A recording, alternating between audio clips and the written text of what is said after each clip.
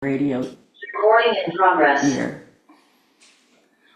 And I would like to now introduce our speaker. I'm very honored to have my cousin speak today.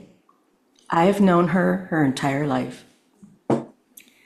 Our mothers are sisters, and even though they have both transitioned, they are still around us, especially today. I am so happy for her for all of her accomplishments and achievements she's made since moving to Colorado. Our friendship and relationship has grown more emotionally and spiritually. She recently had a health battle that she has won and has just bloomed so beautifully. She has had a wide variety of jobs. I think that runs in the family. And volunteers through Habitat of Humanity, which makes me very proud of her. She does yoga classes for children. She is very gracious and very smart, and I love her very, very much. I'm sure her words will touch us all. Please welcome to the Zoom screen my beautiful cousin, Diane Salkovich.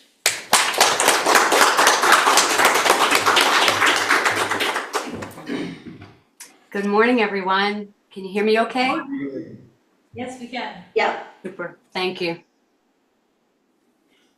Well, good morning and happy Mother's Day. Did not check your weather. We're having stellar weather, which is nice, and I hope you will too. And regardless of the weather, to be able to share and have a good day.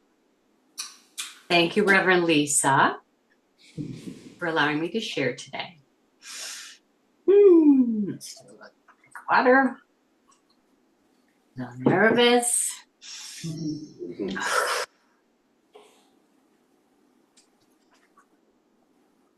I'm glad to be speaking with you today on Mother's Day. And my talk is in honor of my mom, Glenna Kay.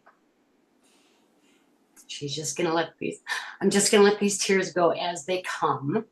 I thought I was done with them as I was writing this and practicing. In honor of my mother, Glenna Kay, on May 22nd, she would have turned 88. Happy early birthday, Mom. And thank you for being here with us today, along with the other spirits and guides, blessing us and helping me with these words. Boy, my relationship with my mom during her time on Earth was less than what we both wanted, I'm sure. I was angry, rebellious, and rude. And early on in my life, misperception totally colored my view of her and therefore my interactions with her. I cringe when I think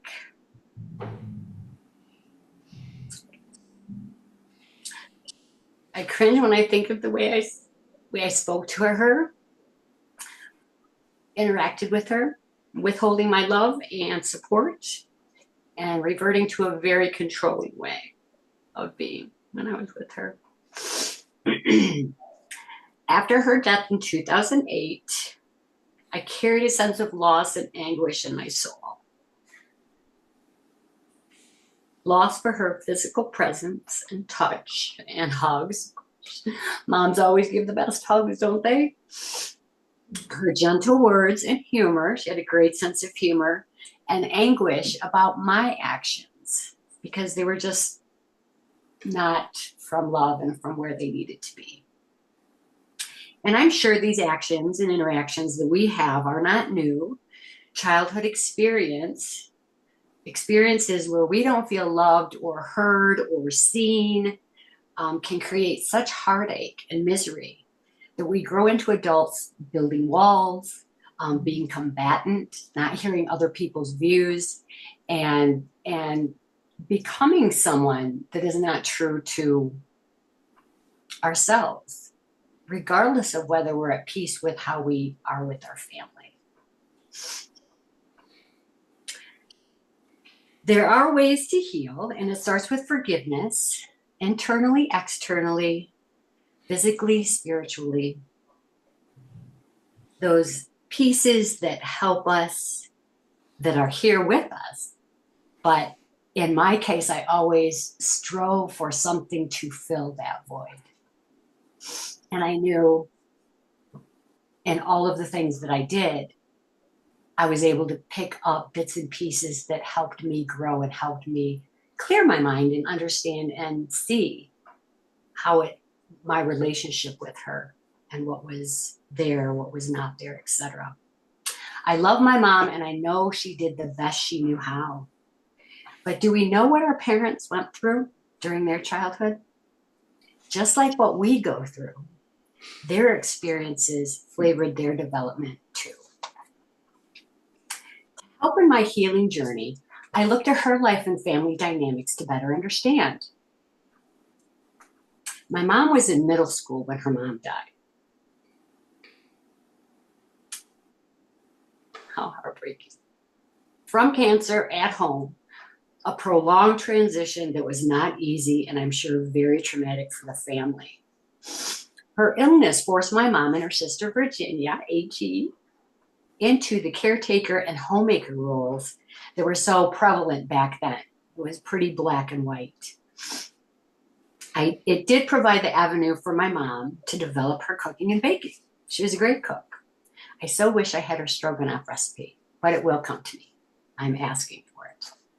However, taking care of the family, brothers, also closed the door to her for her dreams and goals that she had, like playing basketball at school, continuing her education after high school, and choosing what her future would take, how her future would take shape. I know that on the other side, she has learned to get past these, and I know that in all of the lessons that are learned on the other side, there's not the same as learning it in person, I'm sure. However, I'm very grateful for her spirit guides, and I'm very grateful for her love in whatever way I see it and feel it. Then, while she's doing this, after a very short time after her mom's passing, and I've heard, Lisa can maybe correct me, I've heard 6 months, a very short amount of time, her dad remarried to a woman whose view of children was that they're to be seen and not heard. And if she had her way, they would not be seen. Mom continued to help and caretake until after high school, when she met my dad and they married. It was not to last, though. And what everyone was doing at that time was finish school, get married, have 2.5 kids, live ever after. But it didn't work for my parents. And after they split, she worked 2 jobs to support us. She was 26, 27, and she had 3 children. That lasted for quite some time, many years. She dated, and I know that with her limited education, her chances, and in the town that she was in, her chances of advancement were pretty narrow. It took a while. She dated, but then she met and married Bud, which is the closest thing to the father figure that I have, and I love him and miss him dearly. She was 34 when she married. The bonus that I saw was that I saw her relax and lean into a more comfortable way of living and being after they married. We were all secure. We were housed, loved, fed, clothed. I'm sure she appreciated that protection and security, and I'm happy she was able to experience that in her last half of life. It's only been in the last few years that I've been able to open my heart to this area for healing. Started with, as I mentioned, a void.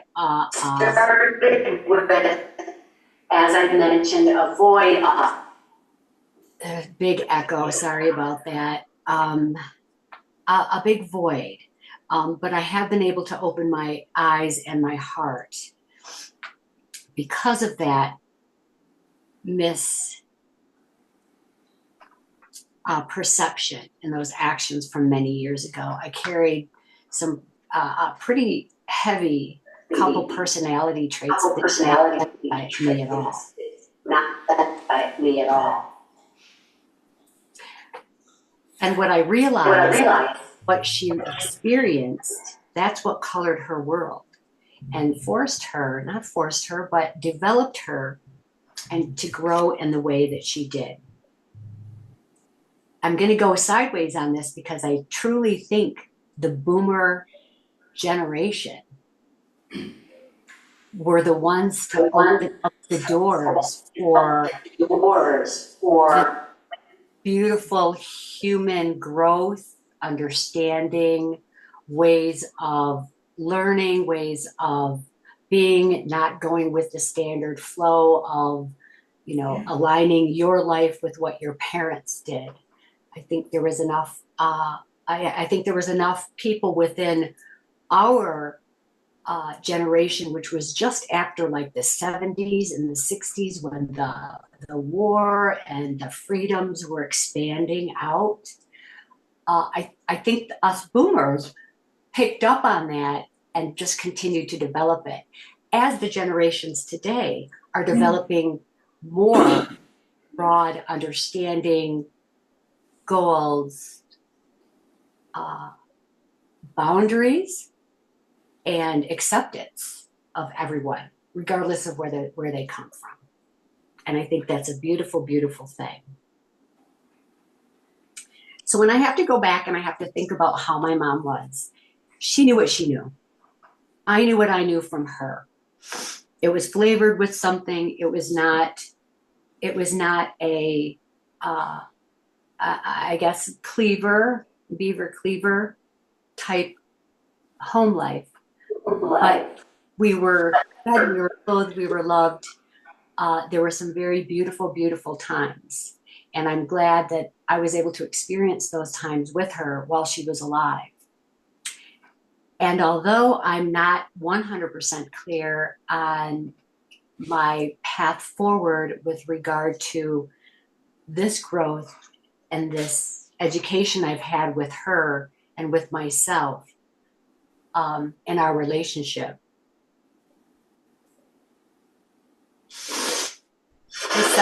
I sense her patience. I sense her love and comfort, which is a beautiful, beautiful thing. I'm in love with that, and the growth that I've been able to experience recently came from a trip I took to Bali. There were some lessons that I learned there and lessons that I learned on the way back that made me jumpstart a little bit more into a more therapeutic type, a one-on-one with situation. I was blessed when I came back. I knew that I had to do something. And I opened up this website called the Sanctuary of Growth or Healing, I'm not sure. It's in Colorado. It's down in Business, Colorado City. And it was open on my laptop for like 6 weeks. I looked at it. I looked away from it. I looked at it. I looked away from it. And decided one day to just go in. This beautiful spirit, Sarah Massey, is a psychologist. She's also a Reiki practitioner.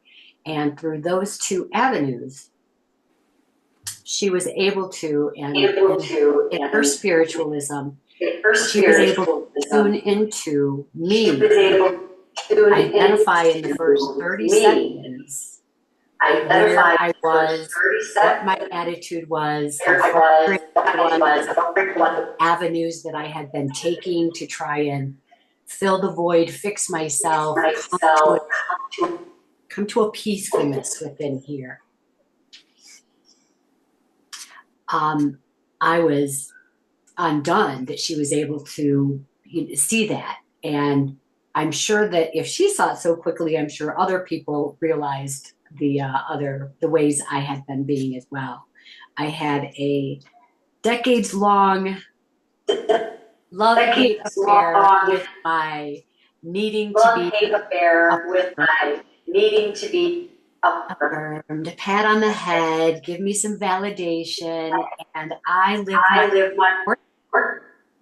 And it wasn't until I came back from Bali, it wasn't until I saw Sarah and went through some sessions with her, some absolutely beautiful Reiki sessions that just had a profound impact on the way that I'm feeling and the way that I'm viewing and what I've come to understand about myself.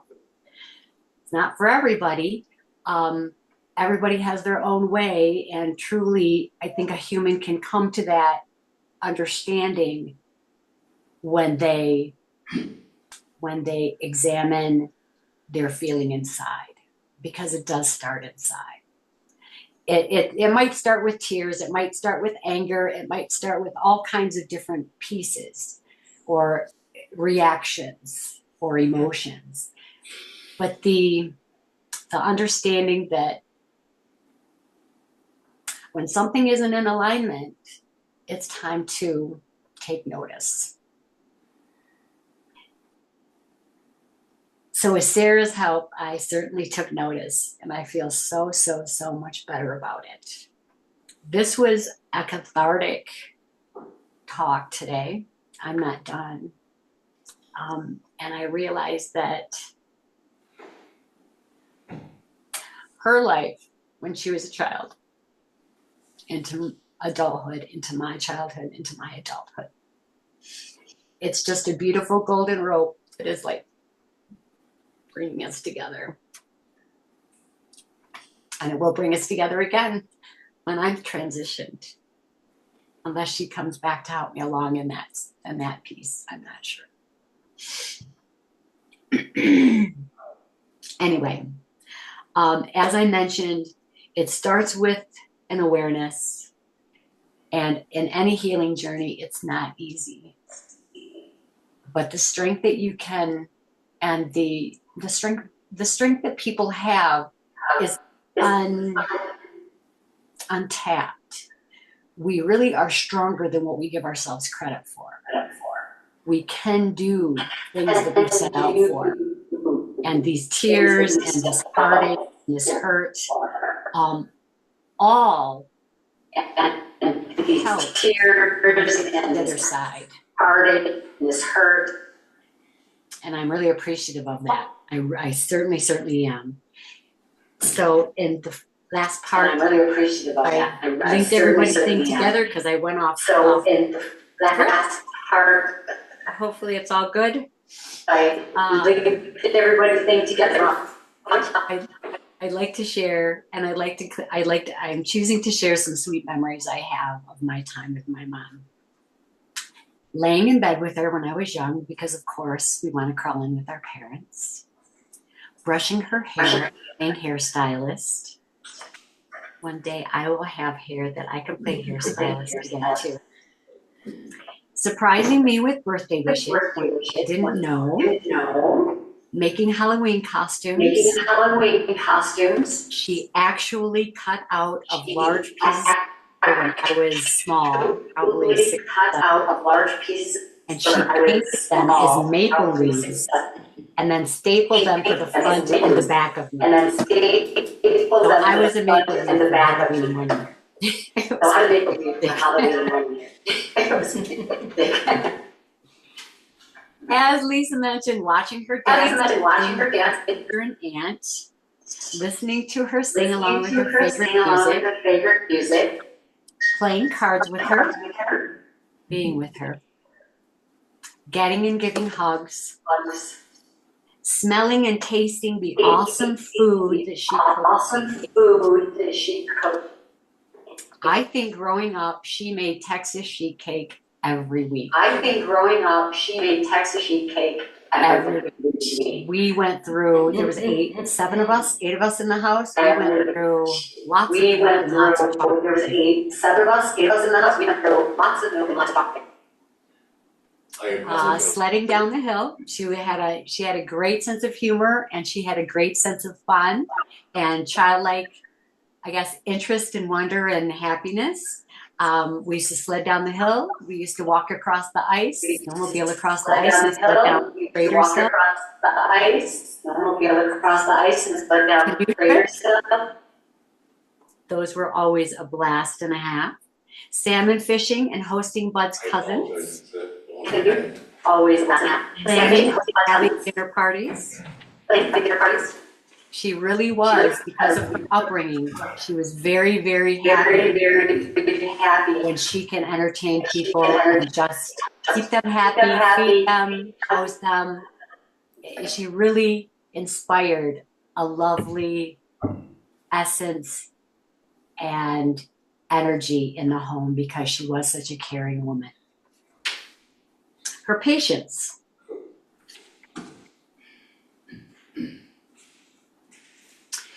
Her life shaped her into a great nurturer. And I'm very blessed to be part of that, even though I could not understand it at the time. Like Lisa, I did pull out 2 Mother's Day poems. Let me, oh, I'm not quite done with my mom yet. Okay. There's 2 Mother's Day poems I'd like to read. I modified them so they don't quite, rhyme. But since the day I was small till the day I became tall, since I began understanding things till the day I got my own wings, your love has never wavered, and you have always been supportive. I want to hold tight. I just you want have to always been supportive. I want to hold tight.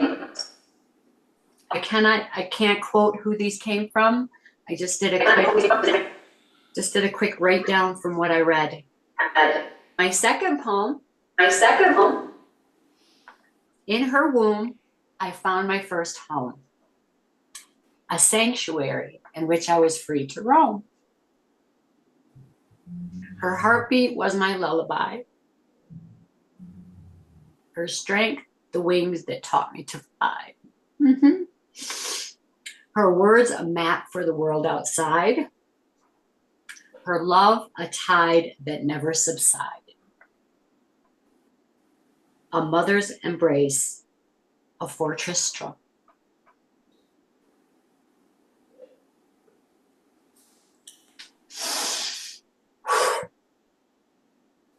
In her arms, I forever belong. I love Glenna Kay. And I got her a Mother's Day card. So I'd like to finish my talk today by reading her Mother's Day card to you for her. Dear Mom, on Mother's Day, there's no way to measure all you've given me, Mom. And there's no words to tell you how much you're appreciated now, were appreciated in my own way then, except to say I love you. I love you. Happiness here, there, and in the next life, on Mother's Day and every day. Thank you for letting me to share.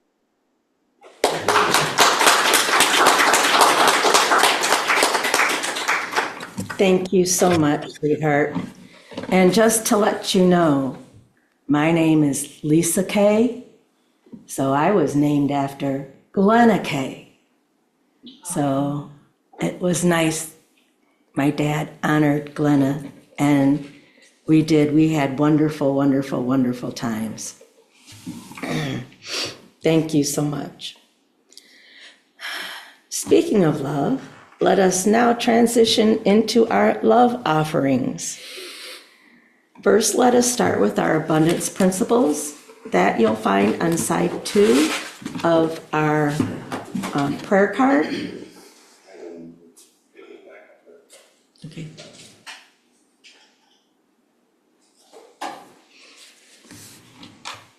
Did you stop the recording?